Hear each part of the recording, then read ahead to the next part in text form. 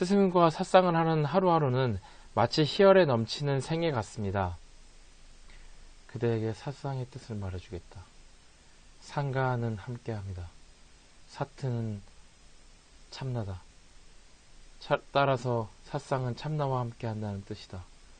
참나와 함께하는 것이 궁극의 삿상이다. 그대가 이처럼 함께하기 위해 참나를 찾아보아도 어디에 있는지 모르겠다면 참나를 깨달은 스승을 찾아가라. 이것은 그대가 할 수 있는 차선책이다. 고요히 하라. 생각할 것이 없다. 침묵. 고요하라. 오직 고요하라. 고요 속에서, 침묵 속에서 참나가 저절로 나타날 것이다.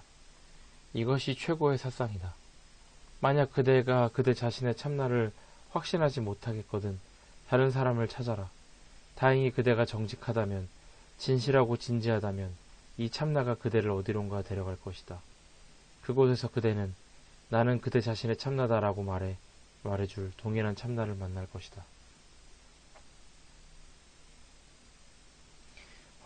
헌신자들에게 모든 것을 포기하고 복종해야 한다는 구루들이 많습니다. 사람들은 종종 직업까지 버리고 구루에게 복종합니다. 그들은 꿈속의 세상에 살고 있음을 알고서 꿈보다 더 위대한 어떤 것에 복종하고자 합니다. 양치는 사람들은 사람들에게 이렇게 하라고 시킨다. 양치는 사람들이라뇨? 양치는 사람들이랑 종교 지도자들을 말한다. 양치는 사람들은 모든 양을 모은다. 양들만 모일 뿐 사자들은 모이지 않는다. 어떤 영적 스승들은 구도자들에게 복종해야 한다고 모든 것을 버리고 스승을 따라야 한다고 강력히 얘기합니다. 양치는 사람에게 내게 오라. 내가 너희에게 안식을 주겠다. 라고 말할 때 이것은 공연한 소란을 일으킨다.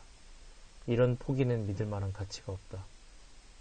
그것은 이제껏 누구에게도 도움을 주지 못했다. 수백만 년이라도 시간은 매 순간 한 생각이다. 시간의 매 순간은 한 순간이다. 시간의 매 순간은 한 생각이다. 이 순간의 시간은 비어있다. 아무것도 존재하지 않지만 그럼에도 아무것도 존재하지 않는 것은 아니다. 내가 거듭거듭 얘기하는 것은 이 텅 빕니다. 무엇이 복종입니까? 스승들은 복종을 잘못 해석하고 있다.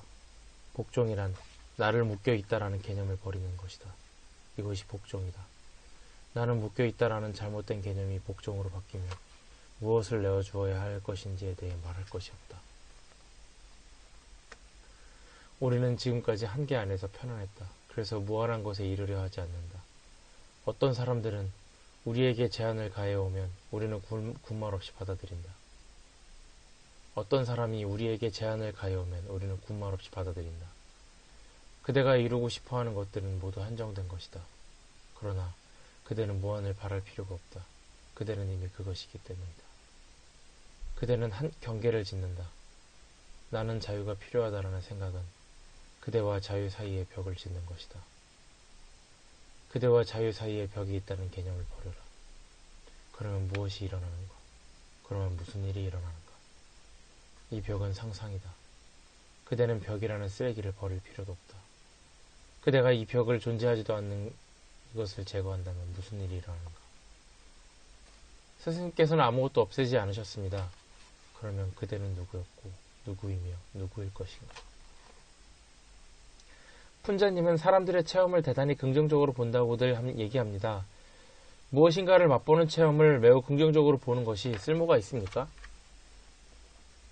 반응할 때 나는 완전히 비어있다. 나는 질문에 대한 대답을 찾지 않는다. 나는 생각 없이 그냥 비어있다. 진행되고 있는 것들에 관심이 없다. 대답은 푼자가 아니라 텅 빔에서 나온다. 그때 푼자에게는 아무 내용도 없다.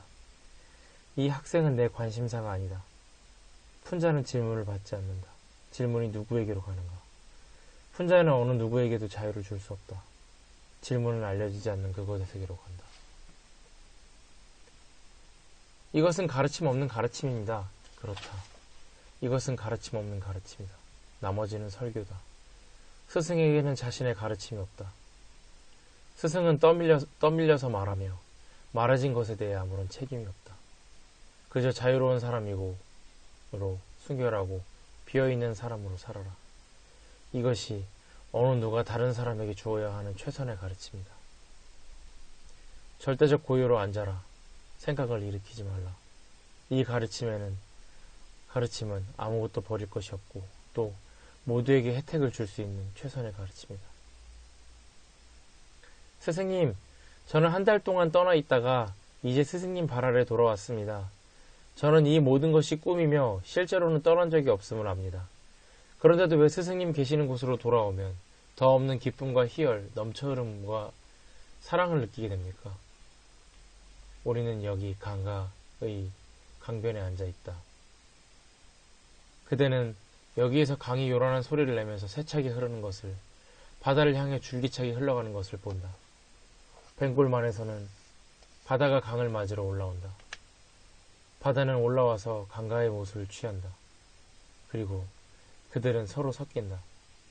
어느 것이 강이고 어느 것이 바다인지 누가 구분할 수 있겠는가. 그 뒤에는 고요만이 남는다. 스승님께 깊이 감사드립니다. 왜 나에게 감사하는가? 내가 그대에게 무엇을 주었는가? 우리는 무엇인가를 주고받을 때 감사하다고 말한다. 이제는 그것이 선명합니다. 이제는 그것을 볼 수 있습니다. 이제 그대는 그것을 볼 수 있다. 그대는 나의 눈을 빌려서 보지 않았다. 그 눈은 그대의 것이다. 보이는 것 또한 그대의 것이다. 두려움이 사라졌습니다. 두려움이 사라졌습니다. 말을 꺼내기 두려웠는데 그 두려움도 함께 사라졌습니다. 벌써 몇 번이나 말씀드리고 싶었습니다. 그런데 이제 더 질문할 것이 없습니다. 훌륭하다. 좋다. 고맙다.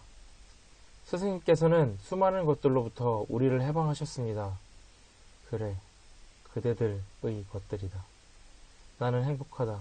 그대들은 모두 승리하여 집으로 돌아가고 있다. 나는 늘 그대들을 찾아갔다. 이제는 내 나이 80살이 되었다. 그래서 더 이상 그대들을 찾아갈 수 없다. 그대들에게 여기까지 오도록 수고를 끼쳐 미안하다. 내가 죽은 뒤 나는 디딜 발판이 없는 가르침을 남길 것이다 라고 말씀하셨다는 것이 사실입니까? 왜 내가 죽은 뒤를 기다리는가?